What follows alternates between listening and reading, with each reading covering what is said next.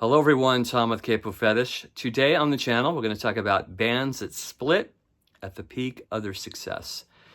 I'm going to start off with an obvious choice because this is the best example. The Fab Four,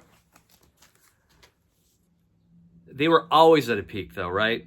Whether it was Hard Day's Night, Revolver, Rubber Soul, Sgt. Pepper, Abbey Road.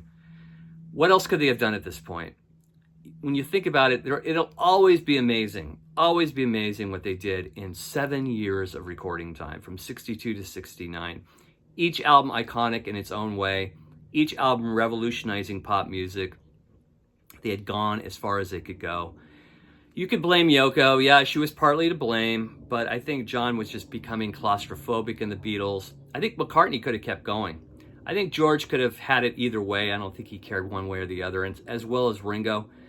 But I think they did everything they had to do in 7 years, and I don't think there was any other band in pop history that did what they did. They're kind of like the Big Bang. Let's face it, the Beatles are the Big Bang. So much of the music we listen to today would not be possible had it not been for the Beatles. So going out on a high note here with Abbey Road was a great thing. In fact, I think Lennon even literally said, "I want a divorce" before this album even came out. So the Beatles are the prime example. They quit at their peak. They never reformed. Unfortunately, that shithead that took Lennon's life away took away any chances of a reunion, but the music will live on forever. And, it's one of the greatest catalogs ever in the history of pop music. So the Beatles are a prime example of a band that quit at the peak of their success. Another band from the 80s, late 70s, early 80s, the Police did a similar thing. Of course, they weren't, as iconic, but I remember in high school, there was no alternative band bigger than the Police. Starting with Zenyatta Mindada in 1980, that really put them in like a different threshold of success and fame. Prior to that, they were more like a great K-rock band with Outlandis, D'Amour, Regatta de Blanc. But with Zenyatta Mindada and then Ghost in the Machine, they were playing multiple nights at arenas. By the time this album came out, they were just probably the biggest alternative band in the country, in the world perhaps. And this was a huge album from the get-go. I remember Every Breath You Take came on, and it was on nonstop. It's played nonstop today. But when you think about it too, what they did in 5 years was pretty amazing. I think 77, roughly 5-6 years. Sting's songwriting at this point, I think, was at a height. King of Pain, Wrapped Around Your Finger, Synchronicity 2, just a lot of great tracks. If you had the CD version, you had Murder by Numbers, a great track. So they launched a tour in 1983, huge tour, playing stadiums, arenas. And by the time the tour was over, I think the clash between the egos, Andy Summers was kind of like on the sidelines, but I think Stuart Copeland and Sting had a lot of big clashes about, different things, music, where they should go, perfection. They were all perfectionists. So I think the clash between perhaps Stuart Copeland and Sting pretty much was the death knell of this band. Plus, I think Sting wanted to go solo, but they ended on a high note here. They did reunite for a remake of Don't Stand So Close to Me in '86, but it was kind of weak. And they did reunite for a tour that was huge, maybe about 15 years ago, but they never did another album. And they did go out on a high note. This is a great album, Synchronicity.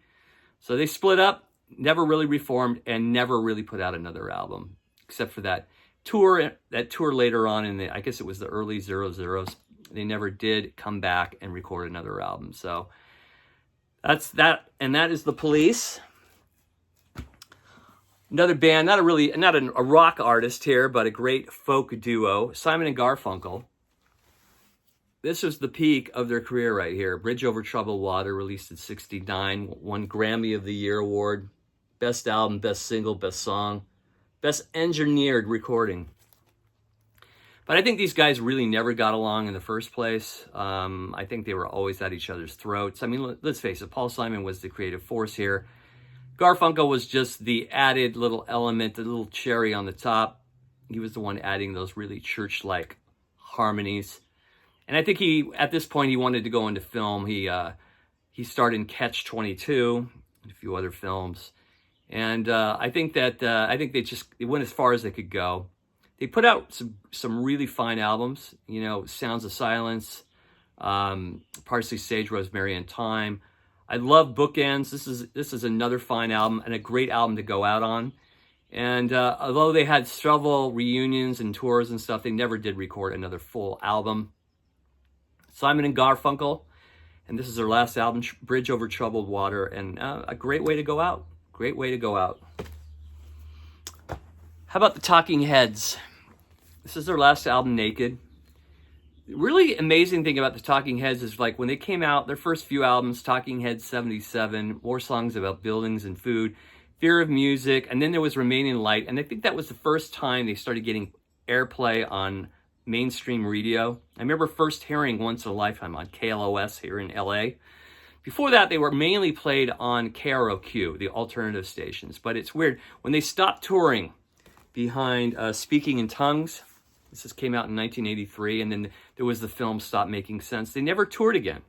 And that's when they started getting more popular and more airplay, starting with Burning Down the House off this album.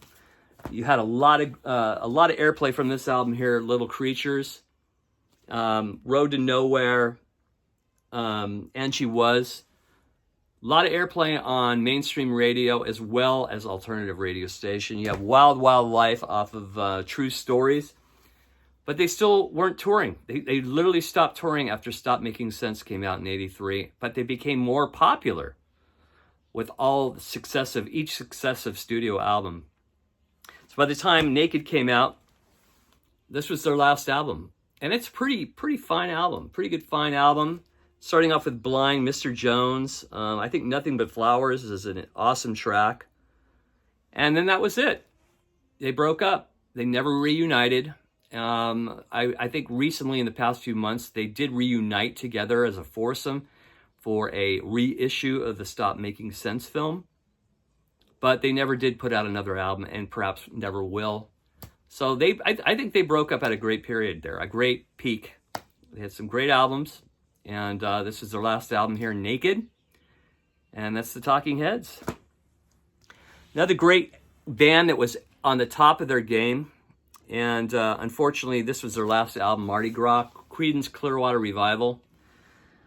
You have here Doug Clifford and Stu Cook wanting to contribute more material to the Creedence Clearwater Revival catalog. John Fogerty, I'm sure, was hesitant, but he went ahead and went with it. And of course, this turned out to be their worst album because of Stu Cook and Doug Clifford contributions. There are a few really great tracks on here, though. Looking for a Reason, Someday Never Comes is very, very moving song. Very moving song by John Fogerty. The song Sweet Hitchhiker ends the album. It's a great rocker, but everything else pretty much sucks on this album because of the other two wanting to write. And so they toured. They were still a big touring act. Probably still one of the biggest acts in America in the early 70s. But after this album, that was it. It was over. And they never reunited. A lot of bad vibes between the band members for years, along with the label Fantasy, which screwed them all over. So that was it. They went out. I mean, this wasn't a great album, but they did go out while still popular, still famous. Creedence Clearwater Revival and their album Mardi Gras. This is it. Now another album, another group. Rod Stewart was pretty much moonlighting with the Faces and his solo career. Once Every Picture Tells a Story came out in 71, that made him a huge star with Maggie May. He was still moonlighting, though, with the Faces. Faces had 4 albums. So by 73, the last Faces album came out, Ooh La La, which I think features some of their finest songs. The title track, Glad and Sorry is amazing. Borstal Boys, Rock, Cindy Incidentally. They went out on tour in 75 with their new bassist. I forgot who his name was. Ronnie Lane quit at that point. And at this point, Rod Stewart's career was just ascending higher and higher. I don't think he really, in his mind, needed the Faces anymore. But the Faces did end on a high note. They never did reunite. I think there were talks for years about them reuniting, but they wouldn't be the same at this point. there's a point where you just have to say no. You can't relive past glories, right? So this is their last album, Ooh La La, and for me, they went out on a high note. And great record here, Ooh La La. There was no other supergroup bigger than Cream back in the late 60s. And they put out 3 albums, Fresh Cream, Disraeli Gears, Wheels of Fire. But I think clashes within the band. There was always issues with Ginger Baker and Jack Bruce, and Eric Clapton was kind of on the sides. And I just think that all 3 of them, with their egos and their talents and everything, just could not function anymore as a unit. So by 68, they did their last show at the Royal Albert Hall in late 68. And they released this last album here, Goodbye Cream, which features an awesome track called Badge, written with George Harrison. But the remaining of the album is live tracks. I'm So Glad, Politician, a couple of oddball studio tracks, doing that scrapyard thing, What a Bring Down. That's a cool track. But this is their last album. They never put out another album. They went out on they really finished their career on a high note as far as popularity goes and, success and all that. They did reunite in the 00s for a few shows, I think at the Royal Albert Hall, but they never did record another album. Of course, Jack Bruce passed away. Ginger Baker's long gone. And by the way, have you ever seen the documentary, Beware of Mr. Baker? It's a great film, great documentary on Ginger Baker. What a piece of work that guy was. It's very humorous. It's just really interesting and just like compelling watch. Got to check that out. If you've never seen it, check it out.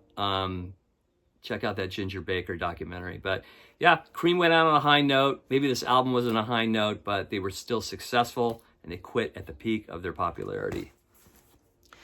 Another band that was never really successful here in America. They had a cult following, but were huge in Britain, playing at Wembley Arena, chalking up a lot of top 5 hits. I'm talking about the Jam. Now, let me think here. They had about, how many albums did they have? 3, 4, about 6 albums. This is their final album. At this point, they were moving more into like more R&B territory. They had started off as this mod band, playing kind of Who-styled music, Kinks, early Kinks.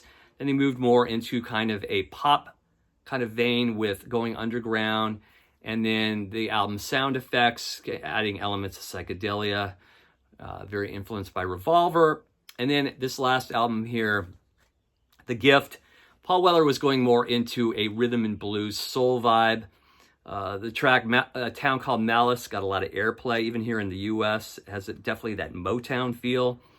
And they were truly at the peak of their success when they broke up. I don't think the other 2 guys, Bruce Fonkston and the drummer, ever really saw it coming. And they ended their career on a high note, playing Wembley Arena. They played even Perkins Palace here in 1982 in Pasadena. But again, they were never huge here in America. They were always very consistent, though, as an albums band. And I think they went out at a peak. And this is the album, The Gift, and it's a really great album. And they stopped. And then, of course, Paul Weller went on to Style Council. And then, of course, his long solo career. So definitely the Jam went out on a peak. And they couldn't have been more successful, at least in England. Another group that only lasted a couple years in the mid-60s, but were so amazing, this band. Spawned a lot of groups like Poco, Crosby, Stills, and Nash. Neil Young's solo career, talking about Buffalo Springfield. Their first album was very representative of who they were as a live band at the time. By the second album, they were already splintering, but the music never suffered for it. Buffalo Springfield, again, is one of their greatest albums, or their greatest album. It just shows the talent, just the singular talent of this band, with Neil Young, Mr. Soul, Expecting to Fly, Broken Arrow, Stephen Stills, Bluebird, Rock and Roll Woman, Richie Furay, Child's Claim to Fame. This third album here was pretty much put out as like a hodgepodge collection. They played their last performance in May of '68 in Long Beach, I believe. And they went out on a high note musically. They were never hugely successful, like a lot of other bands from that era. For What It's Worth was a huge single, but their albums never were like number 1, number 10 top 10, top 20 albums. But they went on a fine note here with a great album last time around. And that was it. They never reformed. They did reform as a reunion back in 2011, I believe. And I saw the reunion, and it was phenomenal. I saw a show at Santa Barbara Bowl. But Neil Young doesn't ever want to stay in bands very long, and he pretty much quit that reunion as fast as it started. I think it was only a 3-week tour, and he was out. So anyway, Buffalo Springfield is another group, in my opinion, that went out on a peak. And the last one here is a group for 4 years. They were only around for 5 years. They put out an amazing amount of quality music in 4 years, plus B-sides, plus compilations. I'm talking about the Smiths. They were huge in Britain and even getting more bigger in US. When I saw the Smiths in 1986 at the Universal Amphitheater, they played 2 nights there, sold out. I saw both nights, and then they played another sold-out night in Irvine Meadows in California. And I was so surprised when I picked up a Rolling Stone issue in late 1988, I believe, and read that Johnny Marr, the guitarist, was leaving the band. They were just ascending and getting ready for huge success here, at least in America. They were already big in Britain. So I couldn't believe it when they announced that they were breaking up. I think Johnny Marr just could not tolerate Morrissey anymore. I think they're so different, both of them, Morrissey and Marr.